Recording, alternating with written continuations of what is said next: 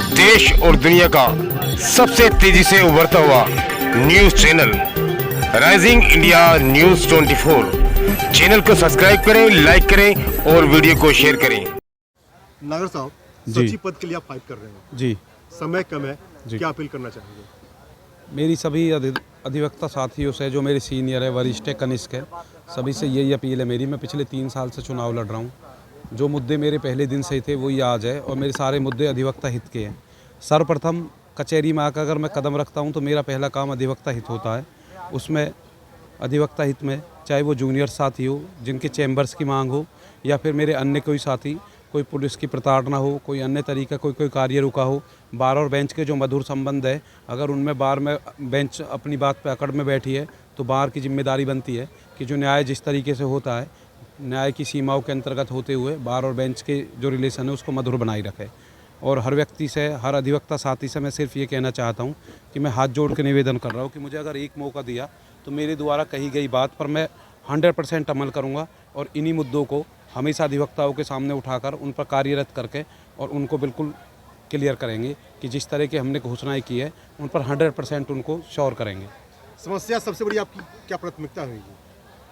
समस्या तो रोज़ाना नई नई आती है, लेकिन जो बड़ी समस्या है, जो चैम्बर्स है जूनियर्स के लिए, वो समस्या तो नहीं है क्योंकि बहुत आगे जा चुका है। माननीय उच्च न्यायालय से परमिशन मिल चुकी है और उसकी बिल्डिंग का जो नक्शा है वो भी तैयार हो चुका है। IIT दिल्ली से परमिशन हमें सॉल्ट टेस्ट होकर मिल चुकी है। तो बहुत बड़ी समस्या है तो नहीं है, लेकिन अब उसका अगला स्टेप जो है, जो हमारे वरिष्ठ साथी है, अधिवक्ता साथी है, जो गली नंबर 23 से 19 तक है, उनसे परमिशन है। तो उनसे परमिशन के लिए हम हर संभव हाथ जोड़कर किसी भी तरीके से परमिशन कराएंगे। और उसके बाद बड़ी बात है बिल्डिंग बनवाना, उसके लिए पैसा एकत्रित कराना। उसके लिए हम चाहे राज्य सरकार से मांगे, सांसदों से मांगे, नोएडा अथॉरिटी से लें, या फिर जो हमारे अधिवक्ता साथियों के लिए, जूनियर्स के लिए यहाँ 25,000 रुपये की राशि मिलती है, वो सारे फॉर्म भरा के उन्हें दिलवाएंगे। और सोचेंगे कि कम पैसे में अच्छा चैम्बर, मजबूत चैम्बर बन के मेरे साथियों को मिले। आर्थिक राजधानी कहा जाता है गौतम बुद्ध नगर को, उत्तर प्रदेश का, और वहाँ पे अब तक समस्याएं दूर नहीं हो पाई अधिवक्ताओं की। नहीं, पूरा भारत, पूरा वर्ल्ड आप देख लीजिए, जो दुनिया की सबसे विकसित जगह है ना, समस्याएं नहीं होती, ये प्लान होता है कि 2041 प्लान, 2031 प्लान, 2025 प्लान।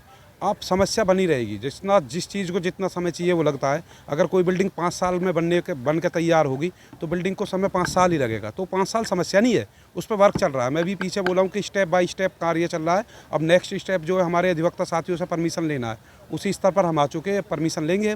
तो इसे समस्या नहीं कहेंगे, ये 1 to 1 हमारा हर व्यक्ति जो पीछे वर्क हो रहा है। जो हमारे पूर्व में अध्यक्ष सचिव रहे हैं, उन्होंने बहुत बड़ी सफलताएं प्राप्त की है। हाई कोर्ट से परमिशन मंगाई है, लगातार गए, बिल्डिंग का नक्शा बनवाया। तो इसे समस्या का तो रूप कह ही नहीं सकते। ये तो सभी अधिवक्ता साथियों को पता है कि पहले 1 to 1 आप स्टेप बाय स्टेप कार्य कर रहे हो, तो एक स्टेप जो है, नेक्स्ट स्टेप हम बढ़ रहे हैं, हम बैक नहीं गए, हम लगातार कंटिन्यू आगे चल रहे हैं। तो समस्या नहीं है, ये एक वर्क है, प्रोसेस है, और प्रोसेस चल रहा है।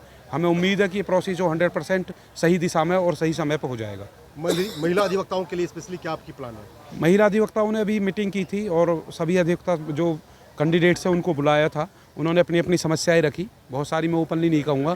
उन्होंने सबसे पहले लाइब्रेरी की बात कही, फिर अपनी क्रैच वाली बात कही, सेफ्टी की बात कही, सुरक्षा की बात कही, और उन्होंने ये भी कहा कि हमें एग्जीक्यूटिव जो मेंबर्स की कमेटी बनती है, या कोई भी यहाँ कमेटी गठित होती है, उसमें हमें 30 से 40% रखा जाना है। तो सहमति है, सीधा सा है, क्योंकि एक right to equality already constitution में है हमारा, आप सब समझते हैं। और सारी चीज़ें हैं, आर्टिकल 14 और आर्टिकल 21 दोनों इसी चीज़ को बताते हैं। अधिवक्ता साथी है, सभी समझते हैं इन सारी चीज़ों को।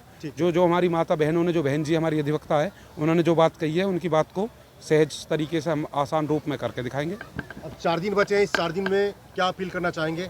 एक लाइन में। मेरी सभी अधिवक्ता साथियों से अपील है, मैं पिछले 3 साल से चुनाव लड़ रहा हूँ। मैंने जो भी अपने मुख से कहा है, मैं हर उस चीज़ पर कार्य करूंगा और 100% पूरे जी जान से करूंगा। मुझे सिर्फ एक मौका दे दो, मैं जीवन भर आभारी रहूंगा। मुझे मौका मिलने के बाद कोई शिकायत ये नहीं आ सकती कि जो आपने कहा वो नहीं किया। मैं उस पर निरंतर प्रयास करूंगा और करता रहूंगा। धन्यवाद।